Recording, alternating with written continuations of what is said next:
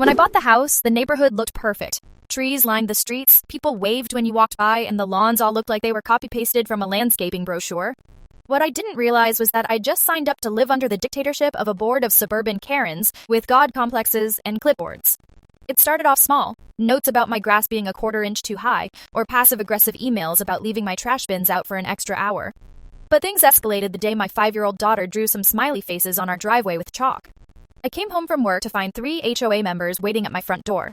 One of them pointed at the driveway like she'd discovered a crime scene. "There are drawings," she said, like my kid was tagging gang signs and not doodling suns and bunnies. I laughed, thinking she was joking. "It's chalk," I said. "When it rains, it'll be gone." But they didn't laugh. I got a written violation the next day for unauthorized artistic expression. I ignored it, assuming no sane person would pursue this. They weren't sane. The next month, I got another letter, then a fine, then a court summons. They actually tried to foreclose on my home over chalk art. I wish I was making this up.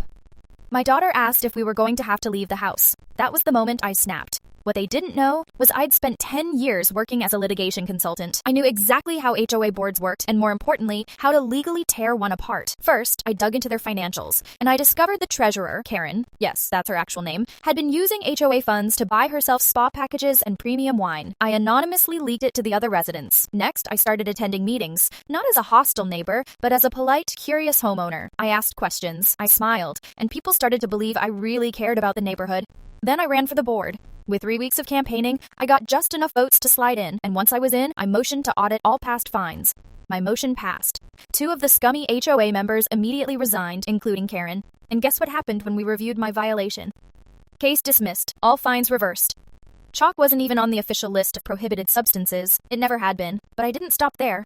I used my new board seat to push for a vote to dissolve the HOA altogether, but it passed since no one liked being told that they can't do with their own home. The chalk is still on my driveway. My daughter draws a new picture every week now, and the loser HOA members, they have no power left. But I'll never forget the day they looked at a child's drawing and saw a threat. So I drew something too, just a bit more permanent. Their end of reign. Now I can goon to femboys in peace.